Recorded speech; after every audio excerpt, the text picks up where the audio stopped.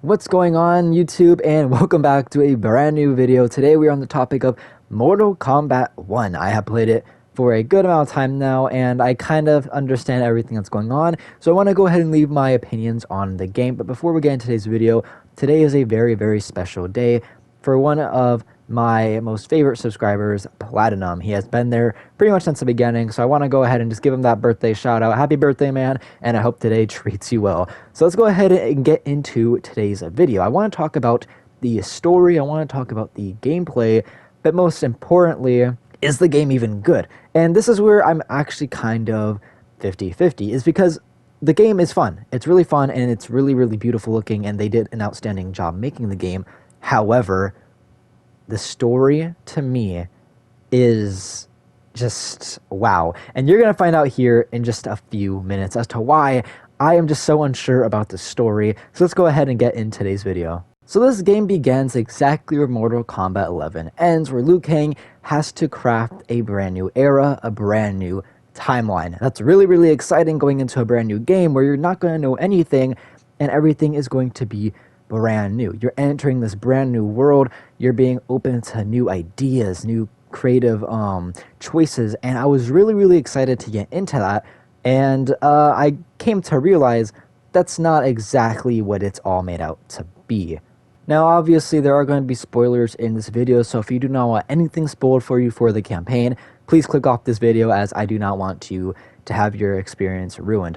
So one thing I really did not like was that they brought back Shang Tsung from Mortal Kombat 11. Apparently, Liu Kang's fight with him made ripples in the universe or whatever, and crafted basically a bunch of multiversal moments of the fight. And that's exactly what happens, is we get reintroduced to the multiverse inside the first game. It's too soon for that, and that's how I feel. It's just, how are you going to make a brand new rebooted universe and then already put the multiverse into it? It's too fast in my opinion, and it's something that I think they really needed to hold off on, so we can kind of get used to this new universe and, you know, go through its own problems, its own stories, and then, you know, maybe introduce the multiverse, even though it's really not needed for Mortal Kombat in my opinion. It's a cool idea, don't get me wrong, but I think there's just so much more they could be doing.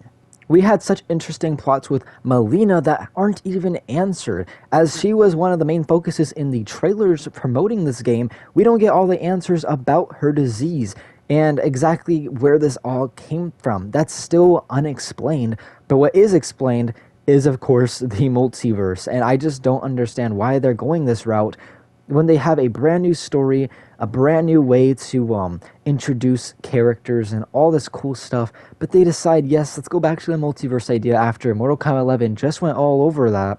Why are they stuck on this concept of the multiverse? It really bothers me a little bit, as we could be getting brand new stories, brand new everything, but they just want to stick to the multiverse. I don't understand why it's like this, but there's just so many things that were introduced in Mortal Kombat 1 that are unanswered, because they took the last portion of the game and made it into a multiverse instead of answering people's questions about the characters, the lore, why things are the way things are.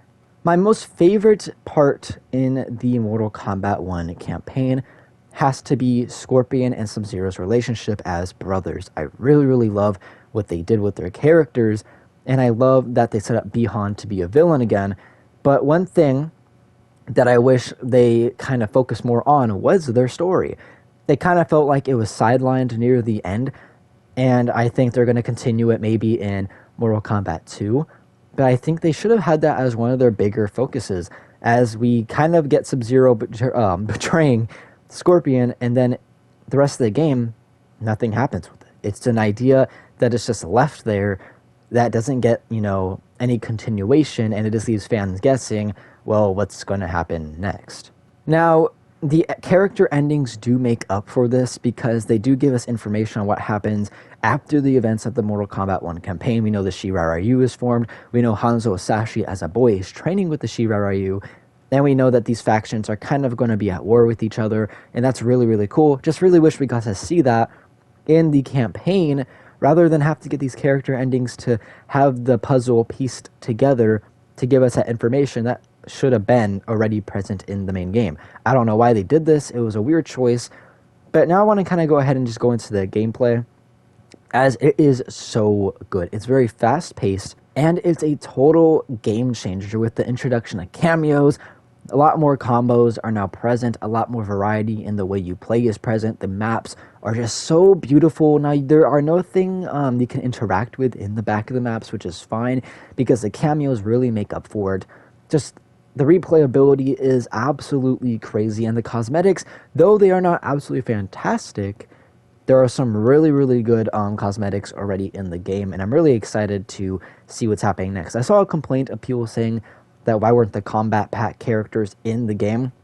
And I can tell you it's just because they don't want to, make this brand new universe and already introduce these characters that aren't from, like, this game and just have it confusing. They want people to, get used to what they own and then, have some fun later on, so we're not left completely bored as, they work on newer projects. And that's absolutely fine with me. I can wait for Peacemaker, Homelander, Omni-Man. I can wait for them. They are not my main priority. It's just the game itself coming out and playing it, learning. That was my main focus because, it's a Mortal Kombat game. Going back to the campaign a little bit, though, is I will say that even though they did take a multiverse route, I am not mad they did, but, I'm not exactly happy they did either. But the way they did it is pretty cool. I will admit that I think that they did really good on introducing the multiverse once again. I think having this multiversal war, hyping that up was really cool. I think the post-credit was absolutely amazing. I'm really hyped for if there's an expansion on the campaign or if there's another game coming in. I'm really excited because the post-credit made me hyped, and I'm just really interested to see where they go forward with the Mortal Kombat series. I think there's so much room for literally anything, and I really hope that it's not just a trilogy and it goes into, 4 or 5 games that just have this really, really beautiful story, and we learn more about Liu Kang being this keeper of time.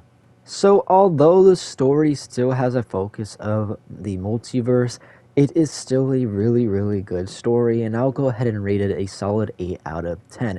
It really gets you invested with these characters, this brand new timeline, while still keeping things of the past relevant to, the present. And I really can appreciate that at the end of the day. And the gameplay, I mean, it's Mortal Kombat. There's really nothing much to expect. It's always going to be sort of the same, just, slightly better each time, which I think they did phenomenal with. This game really does feel kind of different compared to the rest, and I really love the pacing in it. So I really appreciate what they did, putting all their work into this brand new game. And I was glad I got to play just a little bit early with the pre-order. I'm already like level 50, man, and there are people barely level 1, and it's kind of sad. Doesn't mean I'm a good player because I've lost to like a level 1 already, which is pretty embarrassing, but you know what, we're not gonna talk about that too much. So I'm gonna go ahead and rate this game a solid 9 out of 10. I think everyone should pick this up. I think everyone should give this game a try because it is really, really fun. It is very amazing to play, especially with friends. You can definitely have some nice times with this. A huge step up from Mortal Kombat 11, so they are going in the right direction, and really excited about the future of this series now. And I guess I'll go ahead and just end it off with today's video. Nothing really much left to say. Like, I'm still kind of new to commentary, guys, so sorry if it's like obviously not the best. I'm trying here, and I actually realized that a lot of people get scripts for these kind of things. I just really just say what's on my mind. So if I'm kind of like scattered and all over the place, that's why I don't have a script. I just go with what's on my mind, say what I want to say, and get through the video into sections. And putting clips together, I just put random clips together. Sometimes I'll put clips that are relevant to what I'm saying, other times I won't. I think this video is a good example of that. But I really hope you all enjoyed today's video. Hopefully y'all pick up Mortal Kombat, share some of your favorite moments from the series in the comments below. I'll read them, and you know what, if y'all even own the game, maybe I'll play with y'all, play against y'all, and think that'd be a lot of fun. Well, I hope you all enjoyed today's video. Leave a like, subscribe, and I'll see you all in the arena.